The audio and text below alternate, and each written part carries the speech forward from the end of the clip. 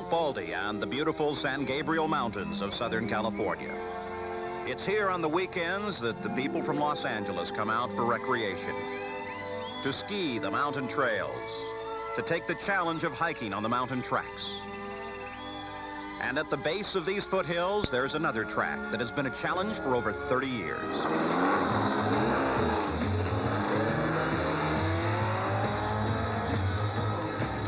Drag racing, after all, was born here in Southern California. In the early days, they would drive their cars to the track and then race them down the strip. The car clubs would cheer on their champions, and that champion just might be driving that famous 32 Deuce Coupe. It was low-tech and high excitement, but boy, have things changed. The excitement is still there, even bigger. The technology is now high-tech and high dollars. Today, on Sports World, it's the 27th annual NHRA Cheap Auto Parts Winternationals.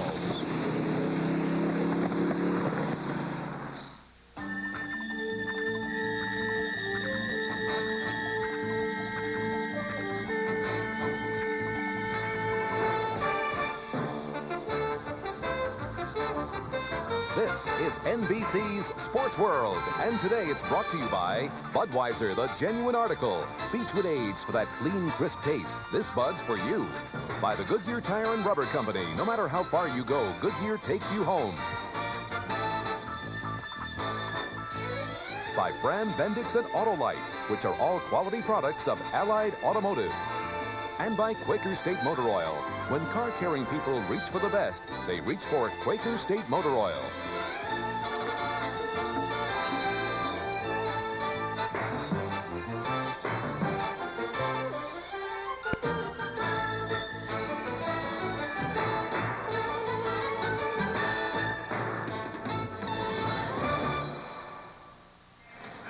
Over 54,000 people have found their way to the Los Angeles County Fairgrounds for the season opener. Hello, I'm Paul Page. The challenge is so simple in concept, yet in reality incredibly difficult. You take an expensive, thoroughbred racing machine tended by mechanical geniuses, a driver with lightning-quick reactions, and more than a handful of courage. A quarter-mile asphalt strip. You get there as fast and as quick as you can, and if you do, you're the winner. Well, this race, this particular race, the Winternationals, comes after a winter of dreaming and design for those drivers and their crews. And so there always are some surprises, some plans that don't go exactly as planned. An example, even at this moment, the first round of funny cars is already finished, and the reigning world champion, Kenny Bernstein, already has his problems. Let's go to the hot pit area and Steve Evans. And Paul, up until that point, Kenny Bernstein was having a dream of a season opener. In qualifying, he set a brand new world record at 5.48 seconds. No one had ever officially traveled a quarter mile quicker in a funny car. In the first round, even though he had a bye run, still a stellar 5.61 elapsed time. But when they got back to the pits, big trouble set in. Kenny Bernstein's crew has just discovered what every drag racer dreads, a spun main bearing in the engine. Kenny, one of the few things you can't fix. No, you can't. You have to change engines, Steve. And, you know, we don't happen very often to these cars, but we got one today. We got a heck of a lot of work to do. And here you see the culprit, that main bearing, the dark one, and alongside it is what a bearing should look like in an engine in good condition. The big question now is, can they get it all put back together? Because the Top Fuel dragsters are on the pad. The funny cars will be up next. We started with the second quickest Top Fuel field in history. And now we're in the second round of eliminations as Hank Endress faces Dick LaHaye, two longtime veterans. The rules for Top Fuel dragsters, Paul, are pretty basic. Minimum weight, 1,800 pounds. Maximum cubic inches, 500. Nitromethane in the tank. The engines develop approximately 3,000 horsepower. I say approximately because they are so violent, there's truly no way to measure them.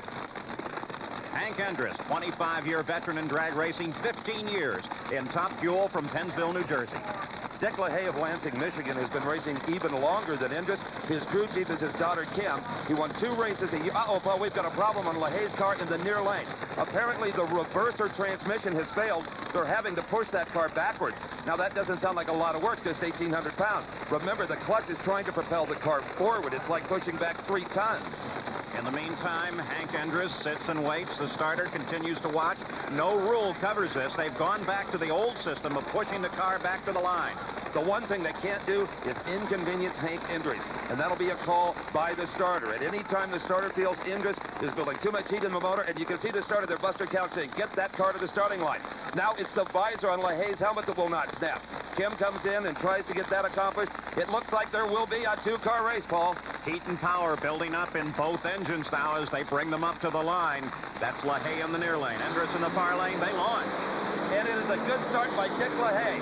Late off the line, maybe rattled by all of that, was the #1 qualifier, Hank Indris, and he falls. A very tired Tim LaHaye. Totally exhausted. A lot of hard work for Kim LaHaye. LaHaye through with a 537, 269 miles an hour to Indris's losing 558. Not a good start for either driver. You can see Indris in the far lane faltered on the start.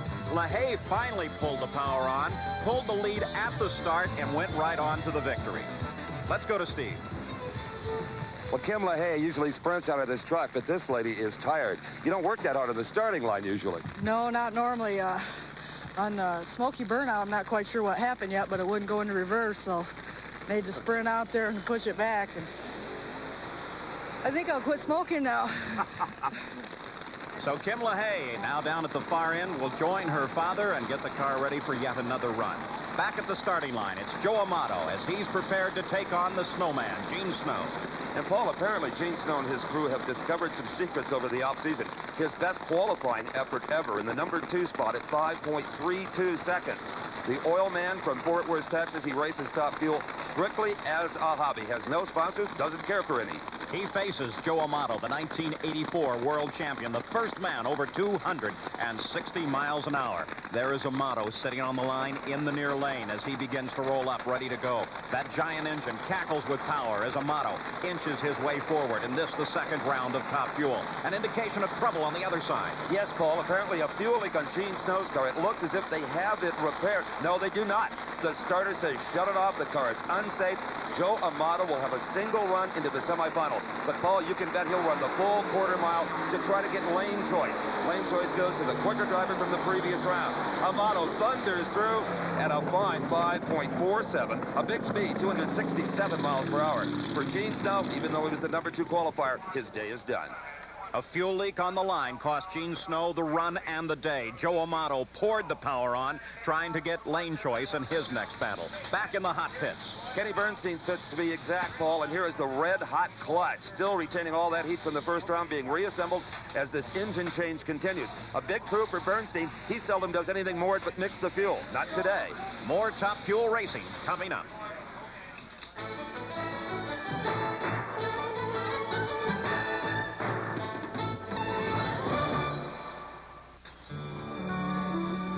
What are you doing anyway? I'm a volunteer here. What are you doing? What I'm doing is offering you a job. I'd rather depend on a veteran than anybody else. What do you say? Ready to back me up again? Just like in the old days? You know you can count on me, Dave. Say, you gonna meet some more good people? Matter of fact, Why? You have some in mind? They as good as you? Of course.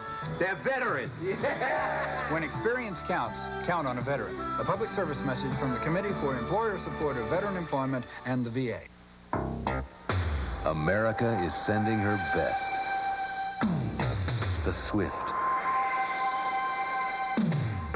The strong. The athlete. America is sending her best. And NBC will be there.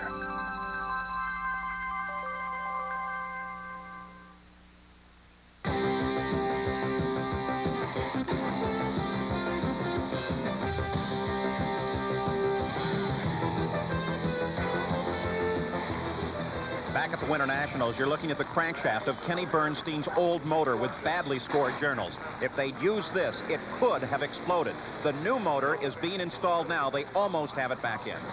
And, Paul, again, there is thunder in the starting line area as round 2 of Top Fuel continues.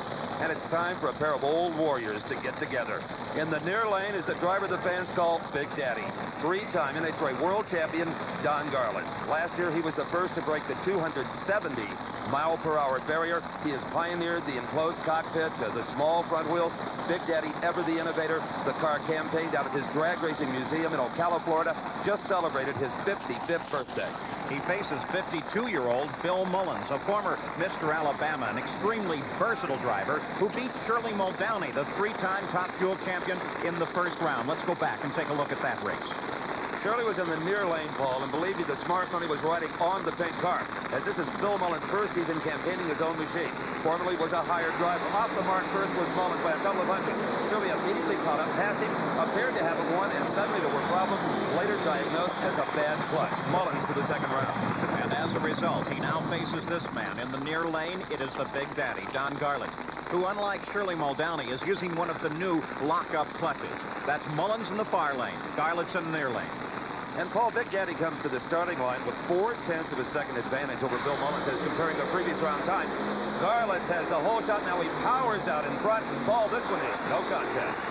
The Big Daddy across at a 5:45, 266 miles an hour to Mullins losing 6:28, 147. And the Big Daddy moves on. Technology marches on as this is the newest Top Fuel dragster to be seen on the circuit, driven by Darrell Gwynn, an amazing long machine coming up to the line with a young 24-year-old Darrell Gwynn at the helm. Gwynn is the defending champion here, and his car has been the talk of the pits. Steve has more. A year ago, Darrell Gwynn won this race with a very simple, straightforward little family race car. Well, this year's machine is anything but simple and far from little. Take a look. This is the longest Top Fuel dragster ever built. The wheelbase is 25 feet. There are shorter city buses than this. Now, up front, Darrell has chosen to go with the aircraft-style front wheels pioneered by Don Garlits. Very nicely streamlined with the fuel tank up front. Now, this is called a gurney flap, and it was added after shakedown runs proved that the car wanted a wheel stand about 400 feet up. Pretty scary. Some louvers here to reduce any pressure that may build up under the body. Now, because the car is so long, Darrell had it built very strong, and strong can mean heavy. This car is 300 pounds over NHRA's minimum weight. It's going to take a lot of horsepower to push it along.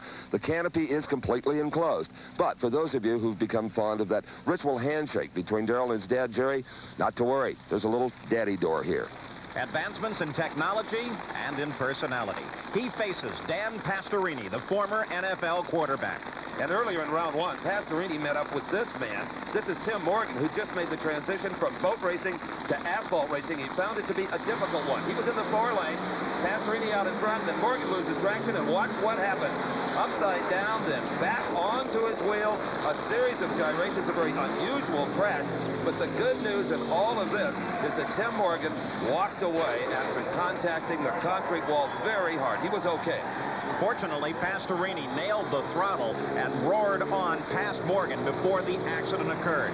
But now, as we look back toward the starting line, Dan Pastorini is ready, but they're taking him out of the car. Something wrong with Pastorini's machine. Paul, it's very unusual to see this much breakage in a championship NHRA event.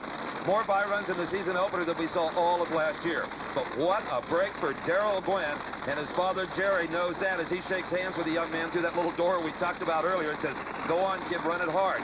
Now, this is really a break, Paul, because Gwynn has been a little nervous about this car. It wants the wheel stand half track. He needs to settle down. Pastorini stands to watch this run from the sideline as Darrell Gwynn launches hard and pours the power on. Across the line with a 5.40, 264 miles an hour. Considering Pastorini has been faster than that, Gwynn gets a real break. So let's go to the far end once again. Steve Evans is with Big Daddy. Don Garlits looking at his time slip after this run, and Don, satisfied with it? No, it's not fast enough, quick enough. What's it going to take to win? He's a 30. Needs to run 30s. It's not doing it. Okay, Don Garlits intends to go back to the pits and hop it up a bit. Garlits well aware that he has plenty of work to do before the semifinal round in Top Fuel. As they go to the semifinals, Dick LaHaye will have lane choice over Don Garlits.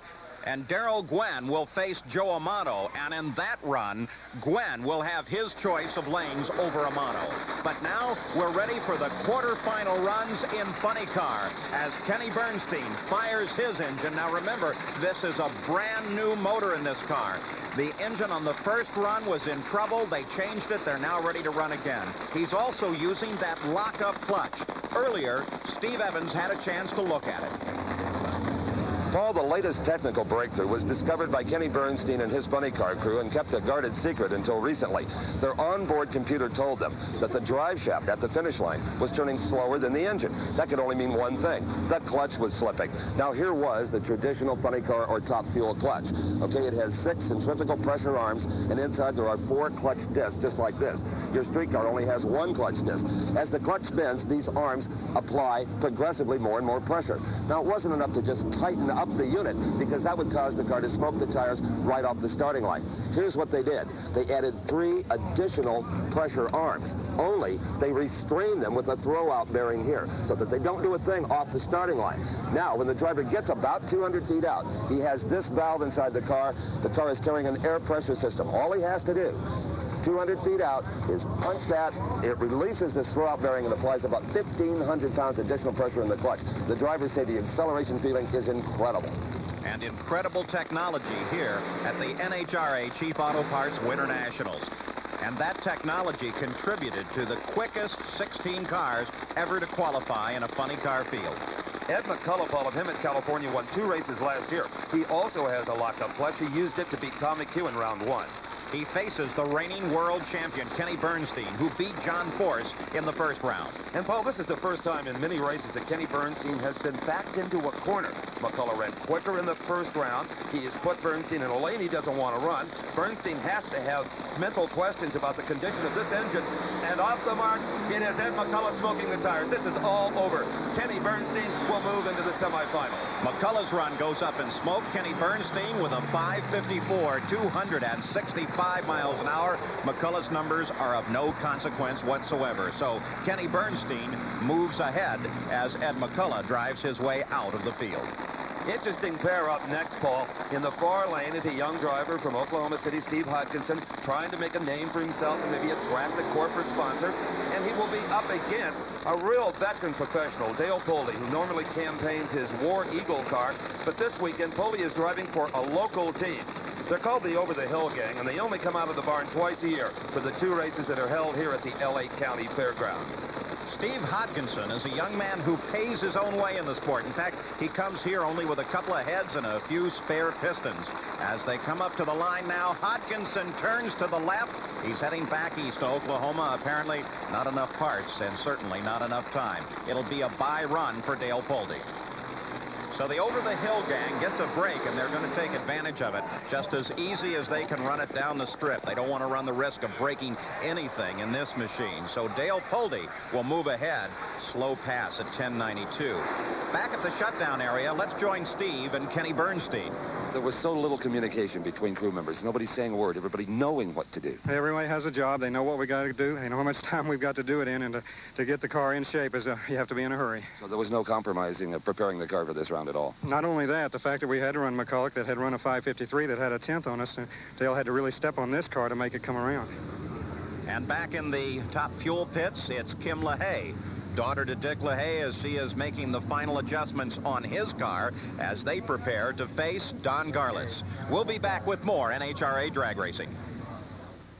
My wild Irish rose, the sweetest flower that grows, and someday for my sake she may let me take the bloom from my wild Irish rose.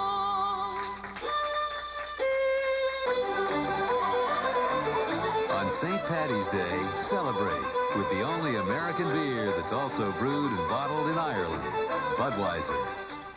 The Pro Stock Thunderbird of 7-time NHRA champion Bob Glidden uses just one make of tire, the Goodyear Racing Eagle.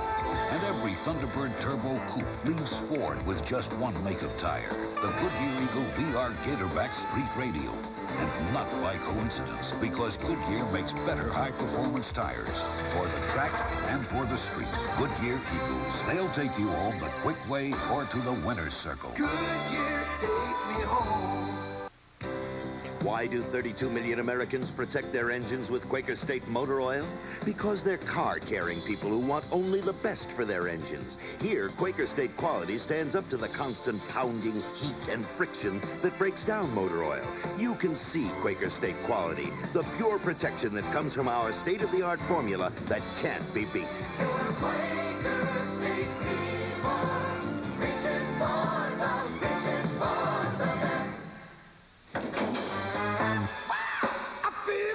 Time to go, boys. You've been in there long enough. Hey, we're not even tired. I feel good. So I've checked the mileage, Andy. Hey, where are the order lights? We're guaranteed. Guaranteed. I feel good. Yeah, 2 years no matter how far we go. But no spark plug guarantees that. We do. Yeah, we're the auto lights. So go pull the plug on somebody else. Okay.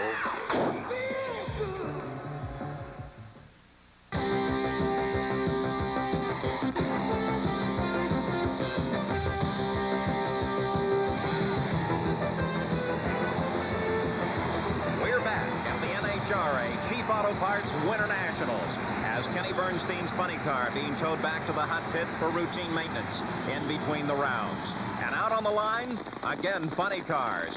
Australia's Graham Cowan versus Tim Gross. Well, Paul, if there was a long-distance award, it would go to the Aussie Raider. It takes 3 weeks on the high seas to ship that car from Sydney, Australia, to the port of Los Angeles. This is the beginning of their second U.S. tour. They're up against the Southern Californian Tim Gross, just now completing the long, smoky burnouts. Steve, at the same time, back in the hot pit area, Dan Pastorini can now relax because he's out of the run for Top Fuel, autographing a few footballs for the little fans. They are having their problems with that new lockup clutch, and Dan Pastorini may be one of the victims of those troubles. Indeed, there's an adaptation process the driver has to go through. And, Paul, we got a problem. Tim Gross, apparently no brakes. The defending Winternationals champion goes down the racetrack. He will not compete in this round. Tim Gross will take this hard. So this is an upset. He was to have faced Graham Cowan, who beat Raymond Beadle in the first round, Beadle coming out of a one-year retirement. So now, Cowan on the line. He takes a bye run available to him. And the only question is, will he run it hard or soft?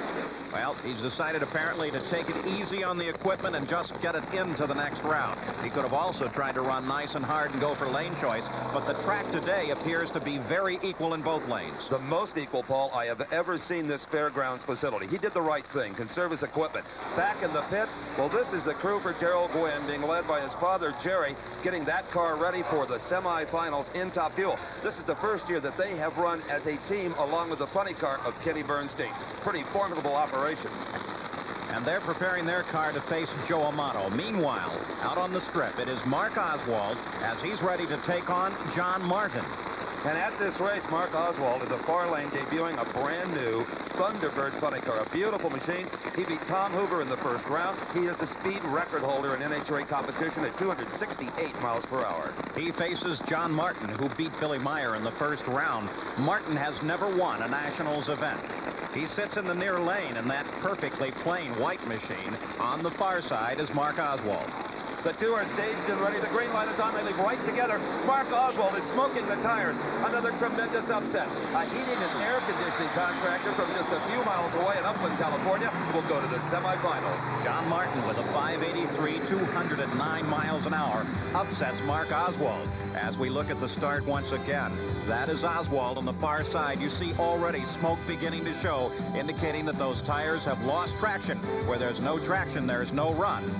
So John Martin takes the victory. Right now, he's at the far end with Steve Evans. Well, here's a fresh face for our Sports World drag racing coverage. John Martin, in a big day of upsets, you go to the semifinals. Great. I'm so excited. This motor we had to change after the first round. Didn't even have a chance to fire it. We were late. Just went up there and says, let's go for it. I'm so happy I can't even talk. Your best day in national event drag racing, that's for sure. Yes, it is. We're really pleased, and I'm just ecstatic. So that sets the stage for a semifinal round in funny car, where John Martin will face Graham Cowan, and Kenny Bernstein will have the lane choice over Dale Poldy. Ready for Pro Stock now, and a prediction of another great season, the quickest 16 qualifiers in the history of the sport. The Pro Stock cars, Paul, use a custom-built tube chassis. They're allowed to weigh no less than 2,350 pounds, 500 cubic inch engines. There's no superchargers here. These are 4-barrel carburetors with gasoline in the tank. This is second-round competition. In the near lane is the Firebird from Bradenton, Florida, driven by this man, Tony Christian. He beat Gary Brown in the first round. He faces Indiana's Don Coons, who beat Bruce Allen in the first round on a red light. Kuntz is in the far lane. He has an Oldsmobile Forenza. He also has far more experience than Tony Christian. Now, these cars leave at a very high RPM, over 8,000. They just sidestep the clutch. They have to make 3 gear changes down the quarter mile, and leaving too soon is Tony Christian. You saw the red light on the Christmas tree, and the car in the near lane that appears to be winning has been disqualified. The win will go to Don Kuntz, and whoa, getting squirrely when the parachute came in. It's Tony Christian, but he maintains control. Christian didn't really need to cut the lights so close. He came off the run with a 7:59 compared to Kuntz's 7:67. But here you see it on the left-hand side of your screen. Christian just leaves too early. The race is already over. And our next pairing already heating up their tires. They do it a little differently than the funny cars and the dragsters, locking up the front brakes to sit there and just spin those rear tires. In the near lane is Darrell Alderman. He'll be wheeling a Camaro. It is from Kentucky. And in round number 1, Darrell Alderman beat Pro Stock driver Lee Dean to advance to this round 2. He faces Larry Morgan from Ohio, who beat Joe Lapone in the first round and is driving in his first Pro Stock race. Larry Morgan's right hand already on that lever that controls the first to second gear shift. Other levers for third and fourth gear in these Lenco transmissions. Larry Morgan launches Alderman with a problem. Alderman brakes on the line as Larry Morgan pours on the power, sucks it down the quarter mile at a 7:57, 183 miles an hour. Darrell Alderman, something broke in the car at the line, and he just simply motors his way down to the end and pulls off of the strip.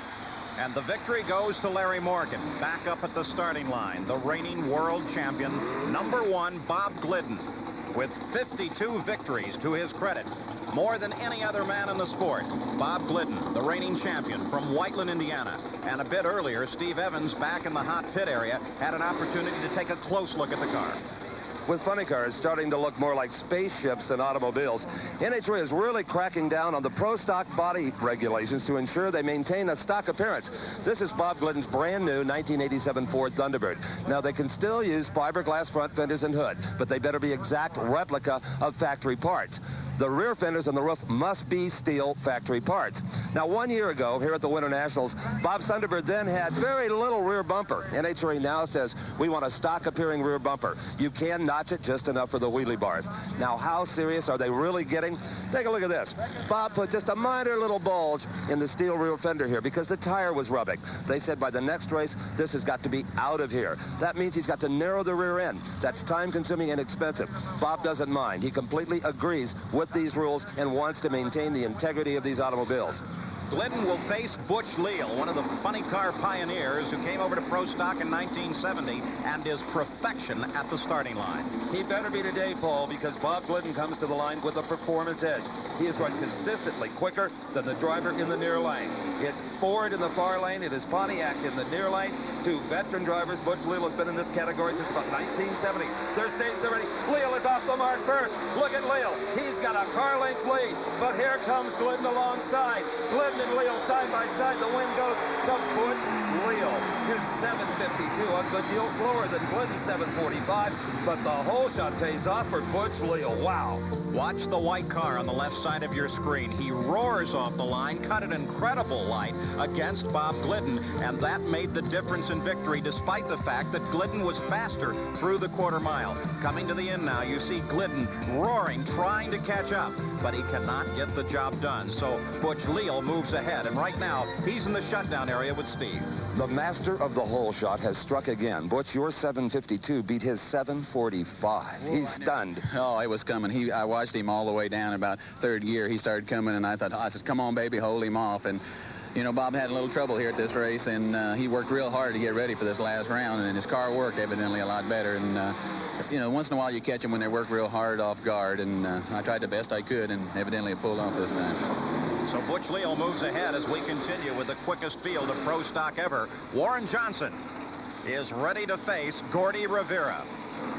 Warren Johnson in the Oldsmobile, the only man ever to top 190 miles an hour in a Pro Stock car. Gordy Rivera from Arizona, still stiff and sore from a crash 2 weeks ago in Phoenix that destroyed his Pro Stock car. This is a borrowed machine with Gordy's engine. He didn't want to miss any World Championship points at the season opener. He'll have his own machine ready for the next stop on the trail, the Gator Nationals in Gainesville, Florida, the last weekend in March. So it's Warren Johnson for Oldsmobile, Gordy Rivera in the far lane, a General Motors product. They are staged and ready. Rivera jumps off with a hole shot. Now Johnson pulls the power on. Can he get past Rivera? Midway, they're even. Now Warren Johnson continues to power and takes the victory with a 7:46, 186 miles an hour to Gordy Rivera's 7.50. The semifinal round is now set for Pro Stock. Warren Johnson will face Larry Morgan, and Don Kuntz will take on Butch Leal.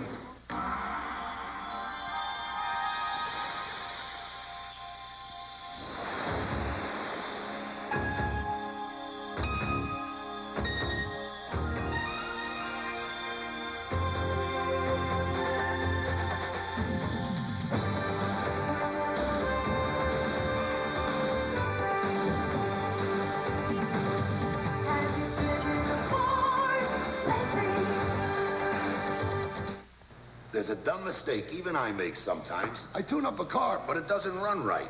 One spark plug wire wasn't pushed down tight. Autolite Power Seal wires click on so you know they're tight. Autolite Power Seals the wires with the right connections. A leading consumer magazine has just cleared the air. Of all oil filters tested, the new Fram Wear Guard was rated best. Fram, you can pay a little now or a lot later. Why do 32 million Americans protect their engines with Quaker State motor oil? Because they're car-carrying people who want only the best for their engines. Here, Quaker State quality stands up to the constant pounding, heat, and friction that breaks down motor oil. You can see Quaker State quality, the pure protection that comes from our state-of-the-art formula that can't be beat.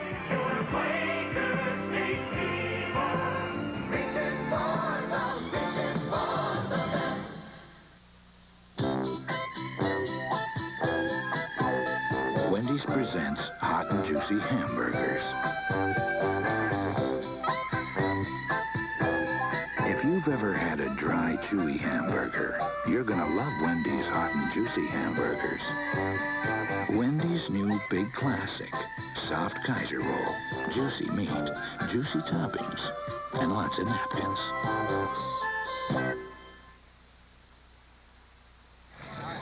In the funny car pits, Bram Cowan's Australian crew does routine maintenance on his funny car, ready for the next round. In the Pro Stock pits, it's a little bit quieter for Bob Glidden. His day is already over, and he's now with Steve Evans. You had to change motors between first and second round? We broke a rod the first round. Not only did we change engines, we've been having a lot of trouble getting down the track, tire shake and so on. We went to an organic type clutch. We had to change the suspension and made several changes. That's not really an excuse for what happened. I simply screwed up. Okay, thanks, Bob. Thank you, Steve. Day is over for defending world champion Bob Glidden. It's a record crowd at the NHRA Cheap Auto Parts Winternationals, ready for the semifinal round in Top Fuel, as Don Garlits is ready to face Dick LaHaye. And Paul, both of these teams for the new season have stepped up to twin magnetos and bigger fuel systems, and Garlits has also gone to the lockup clutch we talked so much about. This man, Dick LaHaye, has not. Be interesting to see if that could make any kind of a difference, and you can bet that Kim LaHaye, crew chief in her dad's car, probably has one for the next race. So the first real challenge between the lockup and the older regular clutch. Don Garlits on the far side. It is Dick LaHaye in the red car on the near side. Both move up to stage. Garlits is away first by a few hundredths. LaHaye still in the fight. Garlits locks up that clutch and moves out a full car length. It is Big Daddy Don Garlits going into the final round by only 200ths of a second. 5:36 to a 5:38. Big speed for Garlits on the board, 270 miles per hour. And it appears that the lockup clutch made the difference here. Garlits does come off the line first. LaHaye pulls even. And then suddenly, Garlits just begins to surge ahead. That's as he kicks in the last fingers on that lockup clutch. Let's go to the far end now and Steve. That may well have been the quickest side-by-side drag race in the history of the sport. A 5:36 for you, Don Garlits, a 5:38 for Dick LaHaye. Yeah, it was a good race. We left pretty good. I think I had him a little bit out Just a of here, bit. and it kind of stayed that way. You said earlier you wanted some 5:30s. Well, there they are. It's going to take them. I mean, we got lucky in the first couple of rounds with the guys not running as good, but we needed it right there. The other run of the semifinal round, Top Fuel in the near lane. Darrell Gwynn as he faces Joe Amato. As their front wheels move into the beams, the first thing that happens on the Christmas tree, the small yellow lights on top. That's the pre-stage, just an aid to let them know they're almost on the starting line. Then the second set of yellow lights come on right now.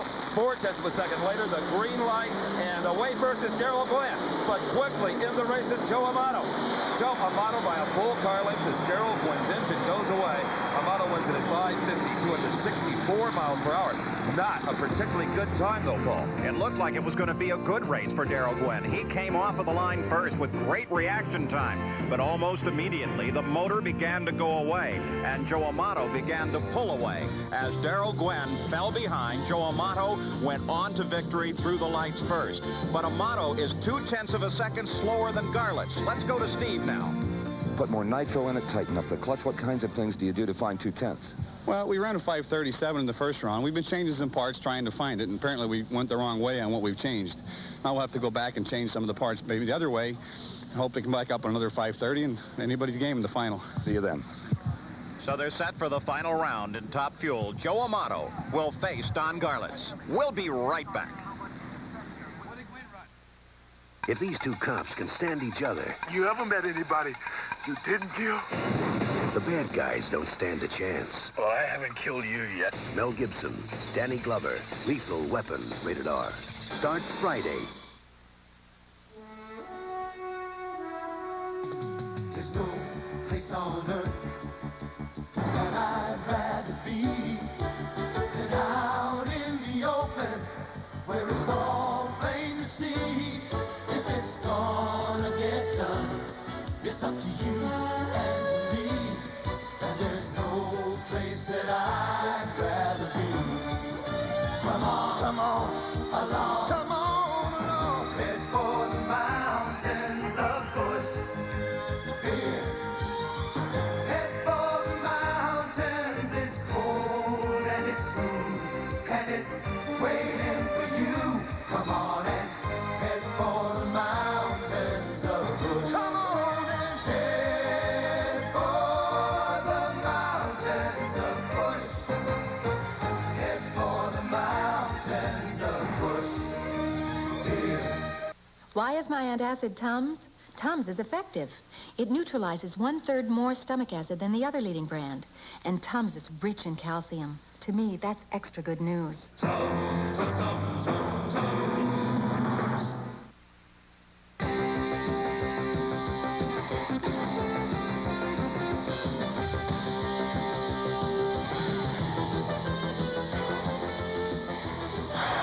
standing ovation from the record crowd for Don Garlits.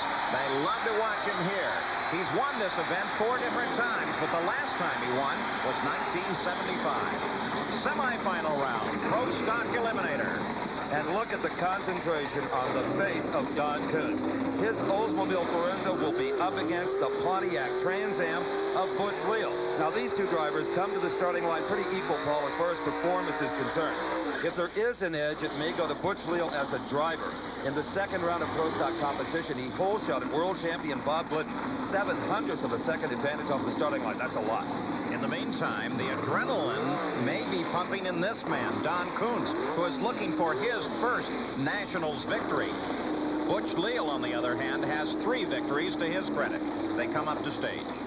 And they do so very carefully, Paul, locking up those front brakes with an electronic button on the shift handle so the car doesn't accidentally move through the beams and foul start. Don Koontz, Oldsmobile, far lane, near lane, the only non-Oldsmobile left in competition. The Pontiac Trans Am of Butch Leal, and it is Don Koontz away first. It is Don Koontz with a slide hole shot. Butch Leal is behind, but catching up. They are door handle to door handle, and it is Butch Leal in a real squeaker. A 751 to a 755. Identical miles an hour of 183. Koontz read the light just a little bit better, got away first, but then Butch Leal began to pour on the power, caught up by the end of the run, and Butch Leal has won over Don Koontz and will move to the final round in Pro Stock. Even though they're both trying to concentrate on just their own lane, their peripheral vision shows them the other driver is there. I doubt that either man knew who won. It was that close. So that brings up the next round of the semifinals. Pro Stock Eliminator Warren Johnson to face Larry Morgan. Now, Warren Johnson's car looks identical to that of Don Coons because they both have the same affiliation with sponsors. In the near lane is the rookie driver as far as Pro Stock is concerned, Larry Morgan. And it is Morgan away first. Morgan by 2/100ths of a second, but look at the muscle being displayed in the far lane. Warren Johnson, it's not even close. Johnson, the quickest elapsed time we've seen throughout this entire event, 7.40 seconds, 186 miles per hour. Set for the final pairing. Pro Stock Eliminator at the Chief Auto Parts Winternationals. Warren Johnson will have lane choice over Butch Leal. And here in the pit area, Big Daddy Don Garlett, the Hemi engine is going back together. The cylinder head's being tightened by Chief Mechanic Herb Parks. The supercharger fuel injection yet to be installed. A lot of work to be done in a very few minutes. Kenny Bernstein straps into his Buick funny car, ready for the semifinal round. It is now this incredible new machine against this older machine of Dale Poldy. Indeed, Paul, the car under Poldy was built 6 years ago, and in drag racing time, that makes it a bit of a dinosaur. But one thing that is totally equal, and that is the experience of these drivers. Kenny Bernstein, Dale Poldy, both are seasoned professionals. I guarantee you that going through Dale Poldy's mind right now is concentration. Get a hole shot, that's probably his only chance. Both cars the line, and indeed, Poldy really pulls out the hole shot. Bernstein now charging on. Bernstein comes back, Poldy at the line, and Kenny Bernstein with a 5:56, 263 miles an hour, takes out Dale Poldy. But as you look at the black car on the right side, he jumps way out in front of Kenny Bernstein. What may have made the difference, once again, is the lock-up clutch. It rides in Bernstein's car. It is not in Poldy's. And here, mid-course, here comes Bernstein to take the win. But only by one car length. What a scare Dale Poldy put into it. Now, who's going to race Kenny Bernstein in the funny car final? Will it be the Aussie Raider in the near lane, Graham Cowan, Sydney, Australia?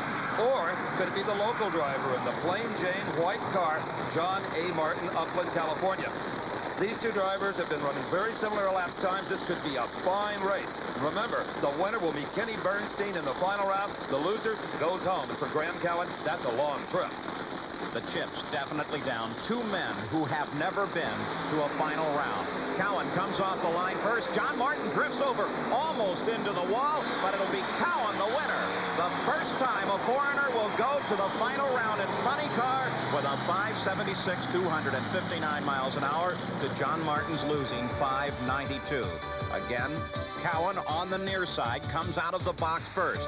Then as John Martin lays the power in, his car begins to drift to its left, almost into the wall. He comes out of the throttle to gather it back up, and Cowan goes on to the victory. Let's go to the far end, and Steve.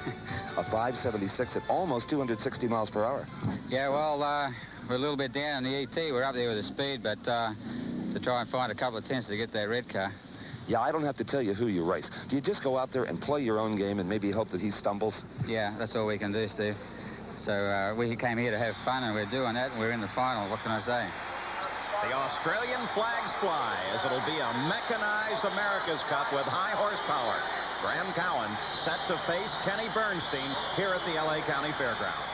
The Pro Stock Thunderbird of 7-time NHRA champion Bob Glidden uses just one make of tire, the Goodyear Racing Eagle. And every Thunderbird Turbo Coupe leaves Ford with just one make of tire, the Goodyear Eagle VR Gatorback Street Radial. And not by coincidence, because Goodyear makes better high-performance tires for the track and for the street. Goodyear Eagles. They'll take you home the quick way or to the winner's circle. Goodyear, take me home. Today's small cars are tougher than ever on oil. Their high-compression engines not only rev high, they can run hotter than regular small car engines. Their searing heat can begin to break down an oil immediately. That's why there's Castrol, the only leading motor oil that in every grade provides maximum protection against viscosity and thermal breakdown. So use Castrol before your engine does something to get you heated up. Castrol, engineered for today's smaller cars.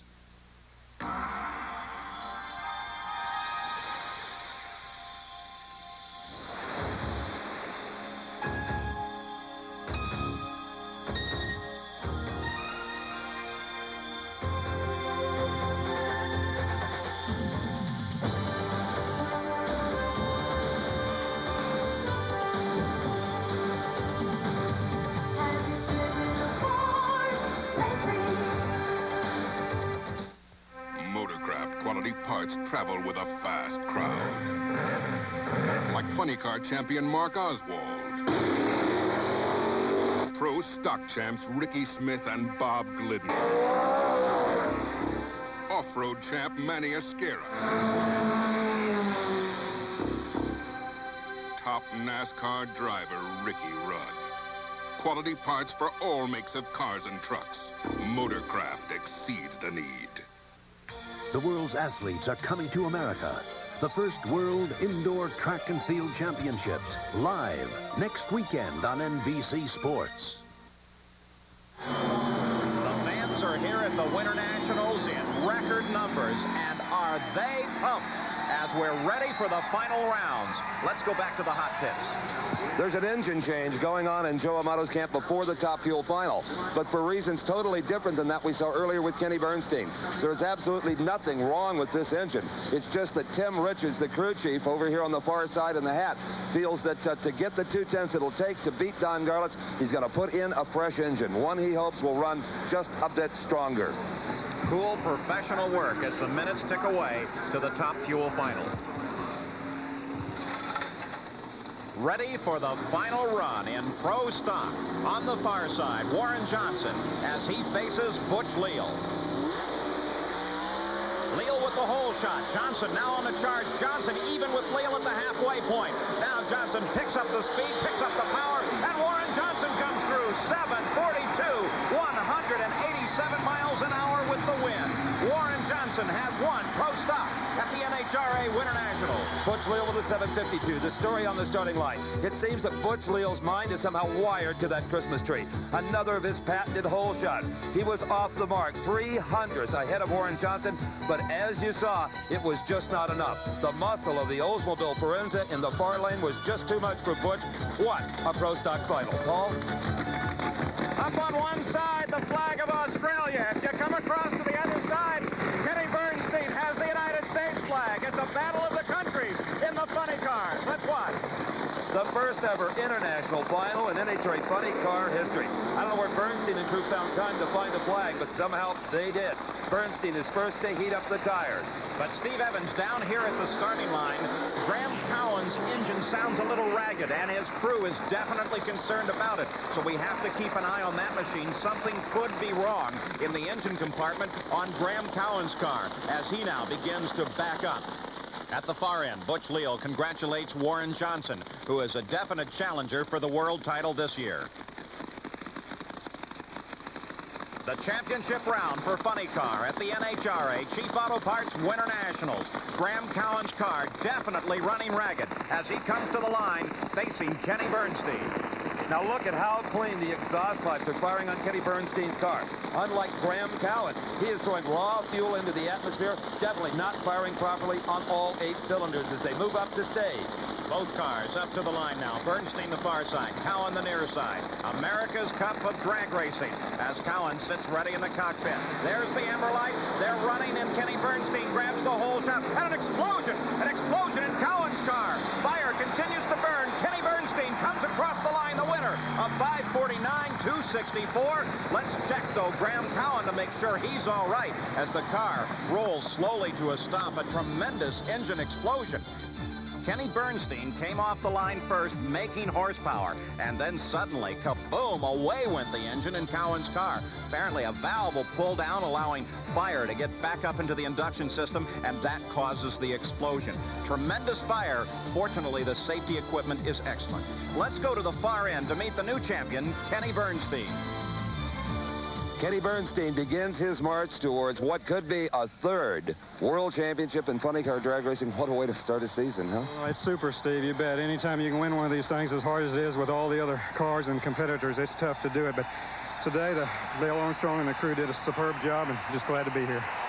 Stars and Stripes triumphant again as Kenny Bernstein wins his first Winternationals. Now let's go to Steve with the runner-up. Grandma, you know how disappointed you must be, especially looking at all those destroyed parts, but more than not winning this title.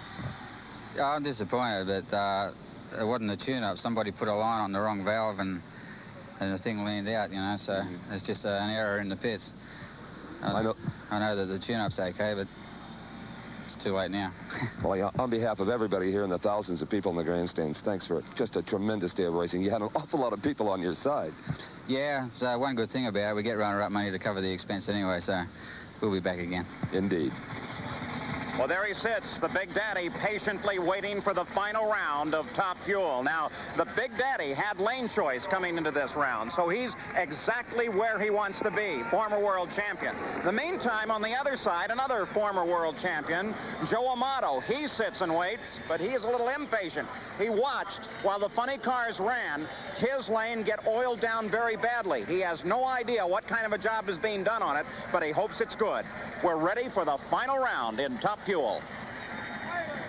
We'll be back right after this. Motorcraft quality parts travel with a fast crowd. Like funny car champion Mark Oswald. Pro stock champs Ricky Smith and Bob Glidden. Off-road champ Manny Esquera. Top NASCAR driver Ricky Rudd.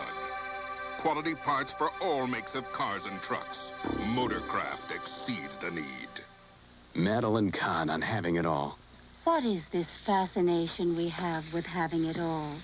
Haven't you ever wanted it all? Just a tiny bit. Michelob Light has it all. Superb taste in a less filling beer. But is having it all the answer? Is it really so wonderful to be wealthy, glamorous, and have an unbelievable singing voice?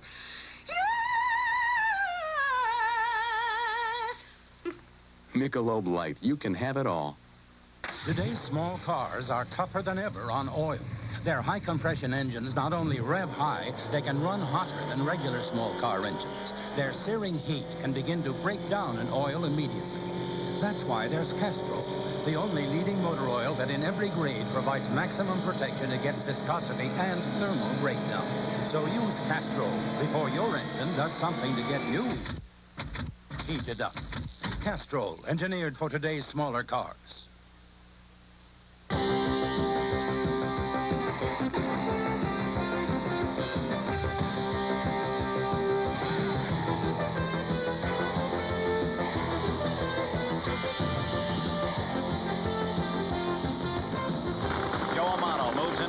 For the final round at the NHRA Chief Auto Parts Winternationals. Final round, Top Fuel. Don Garlits on the far lane, Amato on the near lane. Garlits has no idea what to expect from Amato. Amato has that new power plant installed. He hopes that it's going to be enough to make up the performance difference. Her part locks down the canopy on the Garlits Streamliner. Now, Don Garlits this week in Vol has done no mechanical work other than inspections. They have not broken a single part or piece in many laps down this quarter mile. Don Garlits has been the world champion the past 2 years. Joe Amato was the champion in 1984, so two longtime veterans up to face one another. They both know all the tricks. Joe Amato inches up to the line to stage down. Garlits on the far side, ready for the final run at the Winternationals. The appearance of Don Garlits on the line can intimidate some drivers, not Joe Amato. There's nobody hit rather right. And we have a clean start. They're off right together. Garlits suddenly with a car length lead. He extends it. Amato burns his engine out. Doug Garlits cruise delirious. Low lap. Time of the event, 5.29 seconds, 270 miles per hour. Herb Parks and the crew, they say we did it. Now they come off the line nice and clean, though Garlits has the whole shot coming out. Still they're even, but if you look at the flames on Joe Amato's car, it shows you that already the engine is beginning to burn down. Let's join Steve Evans as the new champion. You can hear the horns blowing in the background. The fans saluting Big Daddy Don Garlits as they leave the Los Angeles County Fairgrounds. And I have a belated birthday present for you. 5:29 in the final round. Very good. Felt good. 270 miles per hour. Good. Before the year is over, will we see a new revolutionary car to go with it? Yeah, the body's being built right now, and we're going to go back home and build the chassis. It'll be a chassis just like this, but with a full body be covering the rear wheels and the engine. I mean, we don't know that it's going to do it, but, you know, we want to try it. You always keep trying. Thank you. Don Garlits, Winternationals champion, 5:29. 55 years old and still tough to beat. For Steve Evans, this is Paul Page. So long from the Winternationals in Pomona, California.